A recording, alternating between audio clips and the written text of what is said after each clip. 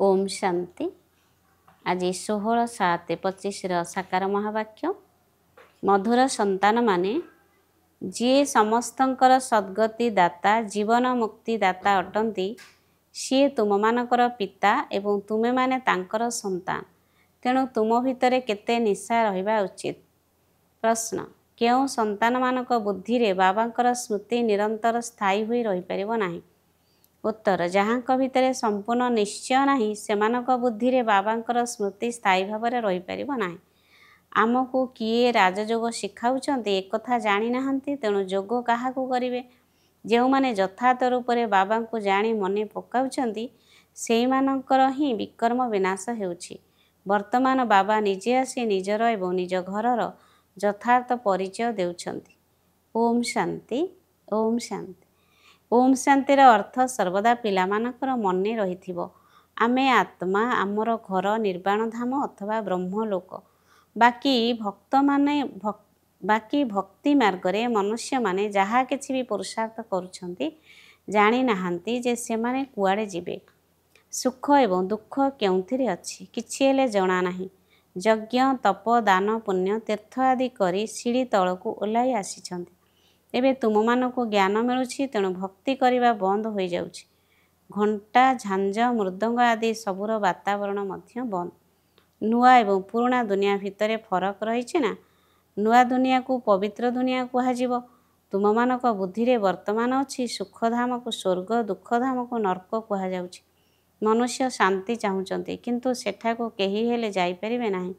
बाबा कहउचन्ति मु जे पर्यंत भारत को न आसीछि से पर्यंत तुमे संतान माने मो बिना सेठाको जाई परिबो नाही। भारत रे ही शिव जयंतीर गायन करा जाइछि, तेबे निराकार निश्चित साकार शरीर रे आसीबे ना? शरीर बिना आत्मा कौन किछि करि परिबो? शरीर बिना आत्मा केवल एणे तेणे घुरी बुली थाए। केबे केबे अन्य शरीर रे मध्य प्रवेश करिथाए। केही केही भल आत्मा होइथांती, केही चंचल होइथांती, एकदम हाय हाय कर देइथांती। तेबे आत्मा को निश्चित शरीर दरकार। सेहीपरि परमपिता परमात्मा मध्य जदि शरीर धारण न करिवे तेबे भारत को आसी कौन करिवे? भारत ही अविनाशी खंड अटे। सत्य जुगरे एकमात्र भारत खंड ही रहिबो, आउ सब खंड विनाश होइजिबो। गायन मध्य करुछन्ति आदि सनातन देवी देवता धर्म थिला, एमाने पुणी आदि सनातन हिंदू धर्म कहि देउछन्ति। वास्तव रे आरंभ रे केही हिंदू नथिले, सेतेबेले देवी देवता माने थिले। यूरोपवासी निजको ख्रिस्टियान कहि थांती, सेमाने यूरोपियान धर्म बोली केबे कहिबे नाही। एही हिंदुस्तानर बासिंदा निज धर्म को हिंदू धर्म कहि देउछन्ति। जेउमाने दैवी धर्मर श्रेष्ठ थिले सेइमाने ही 84 जन्मरे आसी धर्मभ्रष्ट होई जाइछन्ति। जेउमाने देवता धर्मर होइथिबे सेइमाने ही एठाकू आसीबे। जदि निश्चय नाही तेबे बुझी जाओ जे सिए एई धर्मर नुहे। जदिओ एठारे बसिबे किंतु किछि बुझी परिबे नाही। नचेत सेठारे कोनोसी प्रजापद अथवा ताठारू कम पदधारी होइथिबे। सुख शांति तो समस्ते चाहुचन्ति, ताहा तो केवल सत्य जुगरे ही हेबो, किंतु सेठाकू समस्ते जाई परिबे नाही। अन्य सब धर्मर आत्मा माने निज निजर समय अनुसारे आसुछन्ति। अनेक धर्म रहिछि, सृष्टि रूपी वृक्षर वृद्धि होई चालिछि। मूल धर्म हैला देवी देवता धर्म। पुणी 3टी ट्यूब अर्थात शाखा अछि, स्वर्गरे एमाने रहिबे नाही। द्वापरर आरंभर नुआ धर्म सबु बाहारी थाए। एहाकू भेराइटी ह्यूमन ट्री कुहा जाउछि। विराट रूप अलगा, एहा भेराइटी धर्मर वृक्ष। एठारे भिन्न भिन्न प्रकारर मनुष्य माने रहिछन्ति। तुमे माने जानुछ केतोटी धर्म रहिछि। सत्यजुग आरंभरे गोटिए धर्म थिला। दुनिया नुआ थिला। विदेशी माने मध्य जानिछन्ति भारत ही प्राचीन स्वर्ग थिला।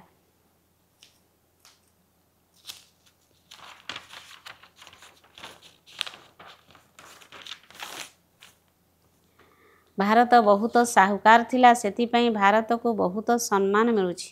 केही केही साहुकार गरीब मानक उपरे दया करिथांती। बिचारा भारत कौन होई गलानी? एहा मध्य ड्रामार पार्ट रहिछि। कुहाजाए सबुठारु अधिक दयाशील हेउछन्ति ईश्वर एवं से भारत को ही आसुछन्ति। गरीब उपरे निश्चित साहुकार ही दया करिवे ना? बाबा हेउछन्ति बेहदर साहुकार, जे कि उच्चरु उच्च करुछन्ति। तुमे माने एबे काहार संतान होइछ सेही निशा रहिबा उचित। गर्व अनुभव करिबा उचित। परमपिता परमात्मा शिवंकर आमे संतान ଯାହାଙ୍କୁ ମୁକ୍ତି ଜୀବନ ମୁକ୍ତି ଦାତା ସଦ୍ଗତି ଦାତା କହୁଛନ୍ତି। ପ୍ରଥମେ ଜୀବନ ମୁକ୍ତି ସତ୍ୟ ଯୁଗରେ ହେବ। ଏଠାରେ ଜୀବନ ବନ୍ଧ ହୋଇଯାଇଛି। ଭକ୍ତି ମାର୍ଗରେ ସମସ୍ତେ ଡାକୁଛନ୍ତି ବାବା ବନ୍ଧନରୁ ମୁକ୍ତ କର। ଏବେ ତୁମେମାନେ ଡାକି ପାରିବ ନାହିଁ। ତୁମେମାନେ ଜାଣିଛ ଜ୍ଞାନର ସାଗର ବାବା ଅଟନ୍ତି। ବିଶ୍ୱର ଇତିହାସ ଭୂଗୋଳର ସାରାଂଶକୁ ବୁଝାଉଛନ୍ତି। ସିଏ ଜ୍ଞାନର ଭଣ୍ଡାର ଅଟନ୍ତି। ଇଏ ତ ନିଜେ କହୁଛନ୍ତି ଯେ ମୁଁ ଭଗବାନ ନୁହେଁ। ତୁମମାନଙ୍କୁ ଦେହରୁ ଅଲଗା ଦେହୀ ଅଭିମାନୀ ହେବାକୁ ପଡ଼ିବ। ସାରା ଦୁନିଆ ସହିତ ନିଜର ଶରୀରକୁ ମଧ୍ୟ ଭୁଲିବାକୁ ପଡ଼ିବ। ଇଏ ବ୍ରହ୍ମା ଭଗବାନ ନୁହନ୍ତି। ଏହାଙ୍କୁ ବାପଦାଦା କୁହାଯାଉଛି। ବାବା ହେଉଛନ୍ତି ଉଚ୍ଚରୁ ଉଚ୍ଚ। ଏହା ହେଉଛି ପତିତ ପୁରୁଣା ଶରୀର। ଜଣଙ୍କର ହିଁ ମହିମା ହେଉଛି ତାଙ୍କ ସହିତ ଯୋଗ ଲଗାଇଲେ ହିଁ ଆତ୍ମା ପବିତ୍ର ହେବ, ନଚେତ୍ କେବେ ପବିତ୍ର ହୋଇପାରିବ ନାହିଁ ଏବଂ ପରେ ହିସାବ କିତାବ ଚୁକ୍ତ କରି ଦଣ୍ଡଭୋଗ କରି ଘରକୁ ଚାଲିଯିବ। ଭକ୍ତି ମାର୍ଗରେ ହମ୍ ସୋହମର ଅର୍ଥ ଶୁଣି ଆସିଛ। ଆମେ ଆତ୍ମା ହିଁ ପରମପିତା ପରମାତ୍ମା ସୋହମ୍ ଆତ୍ମା। ଏହି ମିଛ ମନ୍ତ୍ର ପରମାତ୍ମାଙ୍କ ଠାରୁ ବିମୁଖ କରାଇଛି। ବାବା କହୁଛନ୍ତି ସନ୍ତାନମାନେ ପରମାତ୍ମା ହିଁ ଆତ୍ମା ଏପରି କହିବା ବିଲକୁଲ ଭୁଲ। ଏବେ ତୁମମାନଙ୍କୁ ବର୍ଣ୍ଣର ରହସ୍ୟ ମଧ୍ୟ ବୁଝାଯାଉଛି। ଆମେ ଏବେ ବ୍ରାହ୍ମଣ ହୋଇଛୁ, ପୁଣି ଦେବତା ହେବା ପାଇଁ ପୁରୁଷାର୍ଥ କରୁଛୁ। ପୁଣି ଆମେ ଦେବତା ହୋଇ କ୍ଷତ୍ରିୟ ବର୍ଣ୍ଣକୁ ଆସିବୁ, ଏକଥା ଆଉ କାହାକୁ ଜଣାନାହିଁ। ଆମେ କିପରି 84 ଜନ୍ମ ନେଉଛୁ, କେଉଁ କୂଳରେ ଜନ୍ମ ନେଉଛୁ, ତୁମେମାନେ ଏବେ ବୁଝୁଛ ଯେ ଆମେ ବ୍ରାହ୍ମଣ। ବାବା ତ ବ୍ରାହ୍ମଣ ହୁଅନ୍ତି ନାହିଁ। ତୁମେମାନେ ହିଁ ଏହି ବର୍ଣ୍ଣରେ ଆସୁଛ। ଏବେ ବ୍ରାହ୍ମଣ ଧର୍ମରେ ଆମକୁ ଗ୍ରହଣ କରିଛନ୍ତି। ଶିବ ବାବାଙ୍କ ଦ୍ୱାରା ପ୍ରଜାପିତା ବ୍ରହ୍ମାଙ୍କର ସନ୍ତାନ ହୋଇଛ, ଏକଥା ମଧ୍ୟ ଜାଣିଛ। ନିରାକାରୀ ଆତ୍ମାମାନେ ଅସଲି ଈଶ୍ୱରୀୟ କୂଳର ଅଟନ୍ତି, ଯେଉଁମାନେ କି ନିରାକାରୀ ଦୁନିଆରେ ରହୁଛନ୍ତି, ପୁଣି ସାକାରୀ ଦୁନିଆକୁ ଆସୁଛନ୍ତି ପାଠ କରିବା ପାଇଁ। ଏଠାକୁ ଆସିବାକୁ ପଡ଼ୁଛି। ସେଠାରୁ ଆସି ତୁମେ ଦେବତା କୂଳରେ 8 ଜନ୍ମ ନେଉଛ, ପୁଣି କ୍ଷତ୍ରିୟ ବୈଶ୍ୟ କୂଳକୁ ଆସୁଛ। ବାବା ବୁଝାଉଛନ୍ତି ତୁମେମାନେ ଏତେ ଜନ୍ମ ଦୈବୀ କୂଳ ଏବଂ ଏତେ ଜନ୍ମ କ୍ଷତ୍ରିୟ କୂଳରେ ଜନ୍ମ ନେଉଛ। ଏହା 84 ଜନ୍ମର ଚକ୍ର ଅଟେ। ତୁମମାନଙ୍କ ବ୍ୟତୀତ ଏହି ଜ୍ଞାନ ଆଉ କାହାକୁ ମିଳିପାରିବ ନାହିଁ। ଯିଏ ଏହି ଧର୍ମର ହୋଇଥିବେ ସିଏ ଏଠାକୁ ଆସିବେ। ରାଜଧାନୀ ସ୍ଥାପନ ହେଉଛି, କେହି ରାଜାରାଣୀ କେହି ପ୍ରଜା ହେବେ। Suryavanshi Lakshmi Narayan the first second third ଏହିପରି ରାଜଗଦି ଚାଲିଥାଏ। ଏହିପରି କଥା ବାବା ବୁଝାଉଛନ୍ତି। ଜ୍ଞାନର ସାଗର ଶିବ ବାବା ଏଠାକୁ ଆସୁଛନ୍ତି। ତେଣୁ ଭକ୍ତି ସମାପ୍ତ ହୋଇଯାଉଛି। ରାତି ଶେଷ ହୋଇ ଦିନ ହେଉଛି। ସେଠାରେ କୌଣସି ପ୍ରକାରର ଧୋକା ହେବ ନାହିଁ। କେବଳ ଆରାମ ହିଁ ଆରାମ ରହିଛି, କୌଣସି ହଙ୍ଗାମା ନାହିଁ। ଏହିପରି ମଧ୍ୟ ଡ୍ରାମା କରାଯାଇଛି। ଭକ୍ତି ମାର୍ଗ ସମୟରେ ହିଁ ବାବା ଆସୁଛନ୍ତି। ସମସ୍ତଙ୍କୁ ଘରକୁ ନିଶ୍ଚିତ ଯିବାକୁ ହେବ। ପୁଣି କ୍ରମାନୁସାରେ ଏହି ସୃଷ୍ଟିକୁ ଓହ୍ଲାଇଥାନ୍ତି। ଖ୍ରୀଷ୍ଟ ଆସିଲେ ପୁଣି ତାଙ୍କର ଧର୍ମାବଲମ୍ବୀମାନେ ମଧ୍ୟ ଆସିବେ। ଏବେ ଦେଖ କେତେ ଖ୍ରୀଷ୍ଟିଆନ ଅଛନ୍ତି। ଯୀଶୁ ହେଲେ ଖ୍ରୀଷ୍ଟ ଧର୍ମର ବୀଜ। ଏହି ଦେବୀ ଦେବତା ଧର୍ମର ବୀଜ ହେଲେ ପରମପିତା ପରମାତ୍ମା ଶିବ, ଯିଏକି ସେହି ଧର୍ମର ସ୍ଥାପନା କରୁଛନ୍ତି। ତୁମମାନଙ୍କୁ ବ୍ରାହ୍ମଣ ଧର୍ମରେ କିଏ ଆଣିଲେ? ବାବା ପୋଷ୍ୟ କରୁଛନ୍ତି। ତାଙ୍କଠାରୁ ଛୋଟ ବ୍ରାହ୍ମଣ ଧର୍ମର ସୃଷ୍ଟି ହେଉଛି। ବ୍ରାହ୍ମଣମାନଙ୍କ ଚୁଟିର ଗାୟନ ରହିଛି। ଏହା ଚିହ୍ନ ହେଉଛି ଚୋଟିର ବା ଶୀର୍ଷସ୍ଥାନର। ପୁଣି ତଳକୁ ଲକ୍ଷଣ, ପୁଣି ତଳକୁ ଆସିଲେ ଶରୀରର ବୃଦ୍ଧି ହୋଇ ଚାଲିଥାଏ। ଏହିସବୁ କଥା ବାବା ବସି ବୁଝାଉଛନ୍ତି। ଯେଉଁ ବାବା କଲ୍ୟାଣକାରୀ ଅଟନ୍ତି, ସେ ହିଁ ଏଠାକୁ ଆସି ଭାରତର କଲ୍ୟାଣ କରୁଛନ୍ତି। ସବୁଠାରୁ ଅଧିକ କଲ୍ୟାଣ ତୁମମାନଙ୍କର ହିଁ କରୁଛନ୍ତି। ତୁମେମାନେ କ'ଣ ଥିଲ, ପୁଣି କ'ଣ ହେଉଛ? ତୁମେମାନେ ଅମର ଲୋକର ମାଲିକ ହୋଇଯାଉଛ। ଏବେ ତୁମେ କାମ ଉପରେ ବିଜୟ ପ୍ରାପ୍ତ କରୁଛ। ସେଠାରେ ଅକାଳ ମୃତ୍ୟୁ ହୁଏ ନାହିଁ, ମୃତ୍ୟୁର ନାମ ହିଁ ରହିବ ନାହିଁ। ବାକି ଶରୀର ବଦଳାଇବେ ନା, ଯେପରି ସର୍ପ ପୁରୁଣା କାତି ଛଡ଼ାଇ ଆଉ ଗୋଟିଏ ନେଇଥାଏ। ଏଠାରେ ମଧ୍ୟ ତୁମେମାନେ ଏହି ପୁରୁଣା ଶରୀର ଛାଡ଼ି ନୂଆ ଦୁନିଆରେ ନୂଆ ଶରୀର ନେବ। ସତ୍ୟ ଯୁଗକୁ ଗାର୍ଡେନ ଅଫ ଫ୍ଲାୱାର୍ସ କୁହାଯାଉଛି। ସେଠାରେ କେହି କୁବଚନ କହିବେ ନାହିଁ। ଏଠାରେ କୁସଙ୍ଗ ହିଁ ମିଳୁଛି। ମାୟାର ସଙ୍ଗ ଅଟେ ନା, ସେଥିପାଇଁ ଏହାର ନାମ ହେଉଛି ରୌରବ ନର୍କ। ଘରବାଡ଼ି ପୁରୁଣା ହେଲେ ମ୍ୟୁନିସିପାଲିଟି ଲୋକେ ପୂର୍ବରୁ ହିଁ ଖାଲି କରାଇ ଦେଇଥାନ୍ତି। ବାବା ମଧ୍ୟ କହୁଛନ୍ତି ଦୁନିଆ ପୁରୁଣା ହେଲେ ମୁଁ ଆସୁଛି। ଜ୍ଞାନ ଦ୍ୱାରା ସଦ୍ଗତି ହୋଇଥାଏ। ଏଠାରେ ରାଜଯୋଗର ଶିକ୍ଷା ଦିଆଯାଉଛି। ଭକ୍ତିରେ କିଛି ନାହିଁ। ହଁ, ଭକ୍ତିରେ ଦାନ ପୁଣ୍ୟ କରିଥାନ୍ତି, ଯାହାଦ୍ୱାରା ଅଳ୍ପ କାଳର ସୁଖ ମଧ୍ୟ ମିଳିଥାଏ। ରାଜାମାନଙ୍କୁ ମଧ୍ୟ ସନ୍ନ୍ୟାସୀମାନେ ବୈରାଗ୍ୟ କରାଇଥାନ୍ତି, କିନ୍ତୁ ଏହା ତ କାକବିଷ୍ଟା ସମାନ ସୁଖ ଅଟେ। ଏବେ ତୁମମାନଙ୍କୁ ବେହଦର ବୈରାଗ୍ୟ ଶିଖାଉଛି। ଏହା ପୁରୁଣା ଦୁନିଆ। ଏବେ ସୁଖଧାମକୁ ମନେ ପକାଅ। ପୁଣି ଶାନ୍ତିଧାମକୁ ଯାଇ ଏଠାକୁ ଆସିବାକୁ ହେବ। ଦିଲୱାଡ଼ା ମନ୍ଦିରରେ ତୁମର ବର୍ତ୍ତମାନ ସମୟର ସ୍ମୃତି ଚିହ୍ନ ଅବିକଳ ରହିଛି। ତଳେ ତପସ୍ୟାରେ ବସିଛନ୍ତି, ଉପରେ ସ୍ୱର୍ଗରେ ସ୍ମାରକୀ ଅଛି। ନଚେତ୍ ସ୍ୱର୍ଗ କେଉଁଠାରେ ଦେଖାଇବେ? ମନୁଷ୍ୟ ମୃତ୍ୟୁବରଣ କରିଲେ କହିଥାନ୍ତି ସ୍ୱର୍ଗକୁ ଗଲା। ତେଣୁ ସମସ୍ତେ ଭାବୁଛନ୍ତି ସ୍ୱର୍ଗ ଉପରେ ଅଛି, କିନ୍ତୁ ଉପରେ କିଛି ହେଲେ ନାହିଁ। ଭାରତ ହିଁ ସ୍ୱର୍ଗ ଏବଂ ନର୍କ ହେଉଛି, ଯାହାର ସମ୍ପୂର୍ଣ୍ଣ ସ୍ମୃତି ଚିହ୍ନ ଏହି ମନ୍ଦିର ଅଟେ। ଏହି ମନ୍ଦିର ସବୁ ପରେ ନିର୍ମାଣ ହେଉଛି। ସ୍ୱର୍ଗରେ କେହି ବି ଭକ୍ତି କରିବେ ନାହିଁ। ସେଠାରେ କେବଳ ସୁଖ ହିଁ ସୁଖ ରହିଛି। ବାବା ଆସି ସବୁ ରହସ୍ୟକୁ ବୁଝାଉଛନ୍ତି। ଆଉ ସବୁ ଆତ୍ମାମାନଙ୍କର ନାମ ବଦଳୁଛି, ଶିବଙ୍କର ନାମ ବଦଳୁ ନାହିଁ, କାରଣ ତାଙ୍କର ନିଜର ଶରୀର ନାହିଁ। ତେବେ ଶରୀର ବିନା ପାଠ କିପରି ପଢ଼ାଇବେ? ବାସ୍ତବରେ ପ୍ରେରଣାର କୌଣସି କଥା ହିଁ ନାହିଁ। ପ୍ରେରଣା ଅର୍ଥ ବିଚାର। ଏପରି ନୁହେଁ ଉପରୁ ପ୍ରେରଣା କରିବେ ଏବଂ ପହଞ୍ଚିଯିବେ। ସେଥିରେ ପ୍ରେରଣାର କୌଣସି କଥା ନାହିଁ। ଯେଉଁ ସନ୍ତାନମାନଙ୍କ ପାଖରେ ବାବାଙ୍କର ପୁରା ପରିଚୟ ନାହିଁ, ପୁରା ନିଶ୍ଚୟ ନାହିଁ, ସେମାନଙ୍କର ବୁଦ୍ଧିରେ ବାବାଙ୍କର ସ୍ମୃତି ମଧ୍ୟ ରହିବ ନାହିଁ। ଆମକୁ ଶିକ୍ଷା କିଏ ଦେଉଛନ୍ତି, ଏକଥା ଯଦି ନ ଜାଣିବେ, ତେବେ ସ୍ମରଣ କାହାକୁ କରିବେ? ବାବାଙ୍କୁ ସ୍ମରଣ କରିଲେ ହିଁ ତୁମମାନଙ୍କର ବିକର୍ମ ବିନାଶ ହେବ। ଯିଏ ଜନ୍ମ ଜନ୍ମାନ୍ତର ଶିବଲିଙ୍ଗକୁ ମନେ ପକାଇ ଆସିଛନ୍ତି, ଭାବୁଛନ୍ତି ଇଏ ପରମାତ୍ମା, ଏହା ତାଙ୍କର ଚିହ୍ନ ଅଟେ। ସେ ହେଲେ ନିରାକାର, ସାକାର ନୁହନ୍ତି। ବାବା କହୁଛନ୍ତି ମୋତେ ମଧ୍ୟ ପ୍ରକୃତିର ଆଧାର ନେବାକୁ ପଡ଼ୁଛି, ନଚେତ୍ ତୁମମାନଙ୍କୁ ସୃଷ୍ଟିଚକ୍ରର ରହସ୍ୟକୁ କିପରି ବୁଝାଇବି? ଏହା ହେଉଛି ଆତ୍ମିକ ଜ୍ଞାନ। ଆତ୍ମାମାନଙ୍କୁ ହିଁ ଏହି ଜ୍ଞାନ ମିଳୁଛି ଏବଂ ଏହି ଜ୍ଞାନ ମଧ୍ୟ ଏକମାତ୍ର ବାବା ହିଁ ଦେଇପାରିବେ। ପୁନର୍ଜନ୍ମ ତ ନେବାକୁ ହିଁ ପଡ଼ିବ। ସମସ୍ତ ଅଭିନେତାମାନଙ୍କୁ ପାର୍ଟ ମଧ୍ୟ ମିଳିଛି। ନିର୍ବାଣକୁ କେହି ହେଲେ ଯାଇପାରିବେ ନାହିଁ, ମୋକ୍ଷ କେହି ବି ପାଇପାରିବେ ନାହିଁ। ଯିଏ ନମ୍ବର 1 ବିଶ୍ୱର ମାଲିକ, ସିଏ ମଧ୍ୟ 84 ଜନ୍ମର ଚକ୍ରରେ ଆସୁଛନ୍ତି। ସମସ୍ତଙ୍କୁ ଚକ୍ର ନିଶ୍ଚିତ ଲଗାଇବାକୁ ହେବ।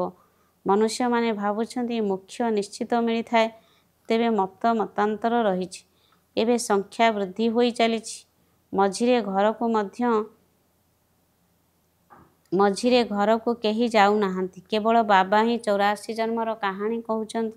ଏବେ ତୁମମାନଙ୍କୁ ପାଠ ପଢ଼ି ପୁଣି ଅନ୍ୟମାନଙ୍କୁ ମଧ୍ୟ ପଢ଼ାଇବାକୁ ହେବ। ଏହି ଜ୍ଞାନ ତୁମମାନଙ୍କ ବ୍ୟତୀତ କେହି ଦେଇପାରିବେ ନାହିଁ। ଶୂଦ୍ର କିମ୍ବା ଦେବତାମାନେ ମଧ୍ୟ ଦେଇପାରିବେ ନାହିଁ। ସତ୍ୟଯୁଗରେ କାହାର ଦୁର୍ଗତି ହେବ ନାହିଁ। ଯାହା ପାଇଁ ଜ୍ଞାନର ଦରକାର, ଏହି ଜ୍ଞାନ କେବଳ ସଦ୍ଗତି ପାଇଁ ଉଦ୍ଦିଷ୍ଟ।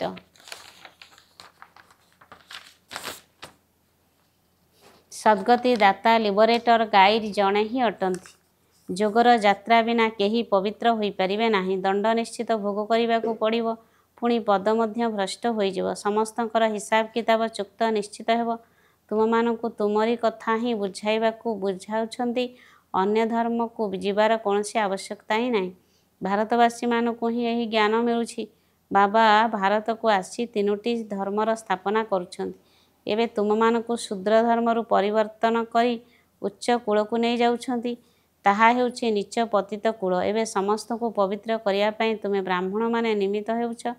ଏହାକୁ ରୁଦ୍ର ଜ୍ଞାନ ଯଜ୍ଞ କୁହାଯାଉଛି। ରୁଦ୍ର ଶିବବାବା ଏହି ଯଜ୍ଞ ରଚନା କରିଛନ୍ତି। ଏବେ ବେହଦ ଯଜ୍ଞରେ ସାରା ପୁରୁଣା ଦୁନିଆର ଆହୁତି ପଡ଼ିବ, ପୁଣି ନୂଆ ଦୁନିଆର ସ୍ଥାପନା ହୋଇଯିବ ଏବଂ ଏହି ପୁରୁଣା ଦୁନିଆ ସମାପ୍ତ ହେବ। ତୁମେମାନେ ଏହି ଜ୍ଞାନ ନୂଆ ଦୁନିଆ ପାଇଁ ନେଉଛ। ଦେବତାମାନଙ୍କର ଛାଇ ମଧ୍ୟ ଏହି ପୁରୁଣା ଦୁନିଆରେ ପଡ଼ିନଥାଏ। ତୁମେମାନେ ଜାଣିଛ, କଳ୍ପ ପୂର୍ବରୁ ଯେଉଁମାନେ ଆସିଥିଲେ, ସେଇମାନେ ଆସି ଏହି ଜ୍ଞାନ ନେବେ। ପୁରୁଷାର୍ଥର କ୍ରମାନୁସାରେ ପାଠ ପଢ଼ିବେ। ମନୁଷ୍ୟ ଏଠାରେ ହିଁ ଶାନ୍ତି ଚାହୁଁଛନ୍ତି, ତେବେ ତ ହେଉଛି ଶାନ୍ତି ଧାମର ବାସିନ୍ଦା। ବାକି ଏଠାରେ କିପରି ଶାନ୍ତି ହୋଇପାରିବ? ବର୍ତ୍ତମାନ ଘରେ ଘରେ ଅଶାନ୍ତି ରହିଛି। ଏହା ରାବଣ ରାଜ୍ୟ ଅଟେ ନା? ସତ୍ୟଯୁଗରେ ବିଲକୁଲ ଶାନ୍ତିର ରାଜ୍ୟ ହେବ। ଏକ ଧର୍ମ, ଏକ ଭାଷା ହେବ। ଏକ ରାବଣ ରାଜ୍ୟ ଅଟେ ନା? ସତ୍ୟଯୁଗରେ ବିଲକୁଲ ଶାନ୍ତିର ରାଜ୍ୟ ହେବ। ଏକ ଧର୍ମ, ଏକ ଭାଷା ହେବ। ଆଚ୍ଛା, ମିଠା ମିଠା ଶିଖିଲେ ଦେ ସନ୍ତାନମାନଙ୍କ ପ୍ରତି ମାତା ପିତା ବାପଦାଦାଙ୍କର ମଧୁର ସ୍ନେହ ସମ୍ପନ୍ନ ଶୁଭେଚ୍ଛା ଏବଂ ସୁପ୍ରଭାତ। ଆତ୍ମିକ ପିତାଙ୍କର ଆତ୍ମିକ ସନ୍ତାନମାନଙ୍କୁ ନମସ୍ତେ। ଆତ୍ମିକ ସନ୍ତାନମାନଙ୍କର ଆତ୍ମିକ ମାତା ପିତାଙ୍କୁ ନମସ୍ତେ ନମସ୍ତେ ନମସ୍ତେ। ମୁଖ୍ୟ ସାର 1 ନମ୍ବର, ଏହି ପୁରୁଣା ଦୁନିଆରୁ ବେହଦର ବୈରାଗୀ ହୋଇ ନିଜ ଦେହକୁ ମଧ୍ୟ ଭୁଲି ଶାନ୍ତିଧାମ ଏବଂ ସୁଖଧାମକୁ ସ୍ମରଣ କରିବାକୁ ହେବ। ନିଶ୍ଚୟ ବୁଦ୍ଧି ହୋଇ ଯୋଗର ଯାତ୍ରାରେ ରହିବାକୁ ହେବ। 2 ନମ୍ବର ହଂସ ଓ ସୋହମର ମନ୍ତ୍ରକୁ ଯଥାର୍ଥ ଭାବରେ ବୁଝି ଏବେ ବ୍ରାହ୍ମଣରୁ ଦେବତା ହେବାର ସମ୍ପୂର୍ଣ୍ଣ କରିବାକୁ ହେବ। ସମସ୍ତଙ୍କୁ ଏହାର ଯଥାର୍ଥ ଅର୍ଥ ବୁଝାଇବାକୁ ପଡ଼ିବ। ଆଜିର ବରଦାନ। ଅନ୍ତର୍ମୁଖତାର ଅଭ୍ୟାସ ଦ୍ୱାରା ଅଲୌକିକ ଭାଷାକୁ ବୁଝିପାରୁଥିବା ସଦା ସଫଳତା ସମ୍ପନ୍ନ ଆତ୍ମା ଭବ। ଯେତେବେଳେ ତୁମେ ପିଲାମାନେ ଅନ୍ତର୍ମୁଖୀ ହୋଇ ଗହନ ଶାନ୍ତିର ସ୍ୱରୂପରେ ସ୍ଥିତ ହୋଇ ଚାଲିବ, ସେହି ଅନୁସାରେ ନୟନର ଭାଷା, ଭାବନାର ଭାଷା ଏବଂ ସଂକଳ୍ପର ଭାଷାକୁ ସହଜରେ ବୁଝିପାରିବ। ଏହି 3 ପ୍ରକାରର ଭାଷା ହିଁ ଯୋଗୀ ଜୀବନର ଆତ୍ମିକ ଭାଷା ଅଟେ। ଏହି ଅଲୌକିକ ଭାଷାଗୁଡ଼ିକୁ ବହୁତ ଶକ୍ତିଶାଳୀ ମଧ୍ୟ ଅଟେ। ସମୟ ଅନୁସାରେ 3 ପ୍ରକାରର ଭାଷା ଦ୍ୱାରା ହିଁ ସହଜରେ ସଫଳତା ପ୍ରାପ୍ତ ହେବ। ସେଥିପାଇଁ ଏବେ ଏହିସବୁ ଆତ୍ମିକ ଭାଷାର ଅଭ୍ୟାସୀ ହୁଅ। ସ୍ଲୋଗାନ। ତୁମେମାନେ ଏବେ ହାଲୁକା ହୋଇଯାଅ, ଯାହାକି ବାବା ତୁମମାନଙ୍କୁ ନିଜର ନୟନର ପଲକ ଉପରେ ବସାଇ ସାଥିରେ ନେଇଯିବେ। ଅବ୍ୟକ୍ତ ଇସାରା। ସଂକଳ୍ପ ଶକ୍ତିକୁ ଜମା କରି ଶ୍ରେଷ୍ଠ ସେବାର ନିମିତ୍ତ ହୁଅ। ବର୍ତ୍ତମାନ ସମୟରେ ବିଶ୍ୱ କଲ୍ୟାଣ କରିବାର ସହଜ ସାଧନ ହେଲା ନିଜର ଶ୍ରେଷ୍ଠ ସଂକଳ୍ପର ଏକାଗ୍ରତା। ଏକାଗ୍ରତା ହିଁ ସର୍ବ ଆତ୍ମାମାନଙ୍କର ଭଟକୁଥିବା ବୁଦ୍ଧିକୁ ଏକାଗ୍ର କରିପାରିବ। ବିଶ୍ୱର ସର୍ବ ଆତ୍ମାମାନେ ବିଶେଷ ଭାବରେ ଏହି ଇଚ୍ଛା ରଖିଛନ୍ତି ଯେ ଆମର ଏଣେତେଣେ ଭଟକୁଥିବା ବୁଦ୍ଧି ଏକାଗ୍ର ହୋଇଯାଉ ବା ମନ ଚଞ୍ଚଳତାରୁ ଏକାଗ୍ର ହୋଇଯାଉ। ସେଥିପାଇଁ ଏକାଗ୍ରତା ଅର୍ଥାତ୍ ସର୍ବଦା ଏକମାତ୍ର ବାବା, ଦ୍ୱିତୀୟ କେହି ନୁହେଁ, ଏହି ସ୍ମୃତିରେ ଏକରସ ସ୍ଥିତିରେ ସ୍ଥିତ ହେବାର ବିଶେଷ ଅଭ୍ୟାସ କର। ଓମ୍ ଶାନ୍ତି।